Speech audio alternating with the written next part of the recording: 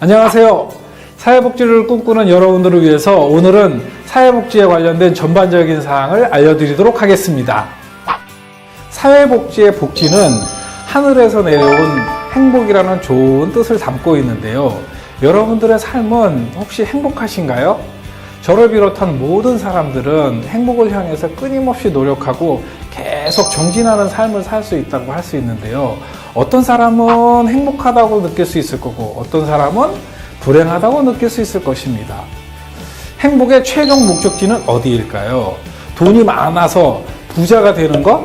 아니면 좋은 직장에서 최고의 자리에 오르는 것? 아마도 모든 사람들이 생각하는 행복의 목적지는 다를 수 있을 것입니다.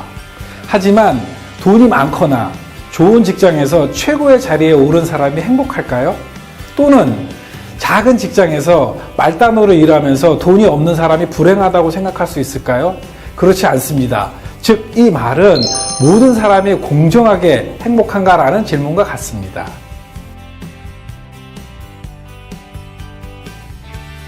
사회복지의 근대적 시초는 1601년 영국의 엘리자베스 구빈법으로 시작하여 현대에 이르게 되었는데요.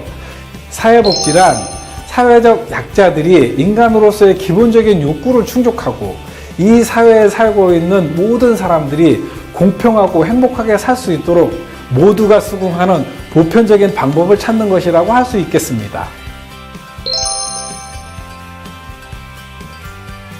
사회복지는 어떤 일을 하고 있는지 알아보도록 하겠습니다. 흑수저, 금수저라는 말이 있듯이 이 세상의 상위 1%의 사람들이 90%의 재산을 갖고 있는 것처럼 사회적 양극화가 심한 부분이 있습니다. 아동, 노인, 여성, 장애인 등 사회적 약자에 대한 인권 문제, 연애, 결혼, 출산을 포기한 3포세대를 넘어 모든 것을 포기한 N포세대라는 말이 있듯이 저출산 고령화로 인한 많은 사회적 문제들이 야기되고 있는 사회에 살고 있습니다.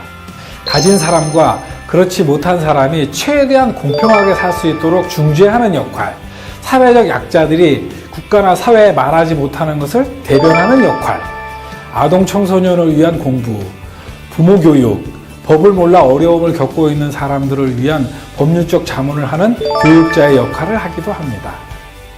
정신적, 육체적으로 어려움을 겪고 있는 사람을 대상으로 해서 프로그램을 기획하거나 수행하거나 평가하는 프로그래머의 역할, 정신적으로 어려움을 겪는 사람을 대상으로 해서 상담을 하거나 치료를 하는 상담사와 치료사의 역할을 하기도 합니다.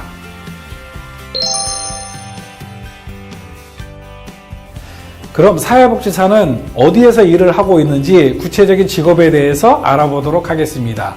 한국직업능력개발원에서 2015년에 발표한 자료에 따르면 미래에 없어지지 않을 직업 중에 5위에 랭크되어 있는 것이 사회복지사라고 발표되어 있습니다.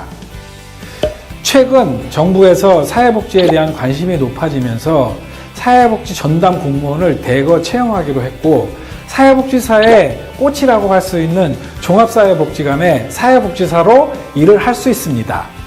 그럼 분야별로 직업을 알아보도록 하겠습니다.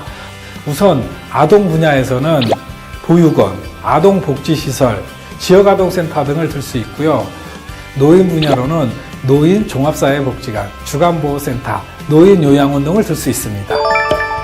자, 보건 분야로는 정신요양시설, 정신보건센터, 의료사회복지사를 들 수 있습니다. 또한 아동, 청소년, 노인, 불량인들을 위한 생활시설과 청소년 수련관, 사회복지 공동모금회 등에서 일을 할 수가 있습니다.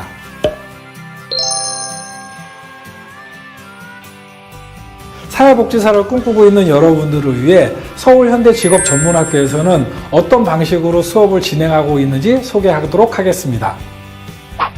우리 학교는 3년 연속으로 종합사회복지관에 사회복지사를 취업시켰고, 또한 3년 연속으로 1급 사회복지사를 배출한 학교입니다.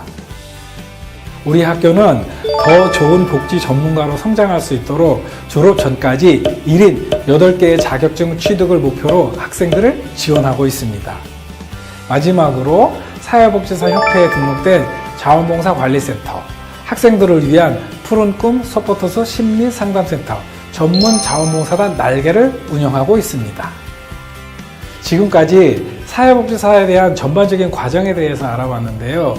여러분들의 선택이 어려움을 겪는 많은 사람들에게 좋은 위로가 될 것입니다. 고맙습니다.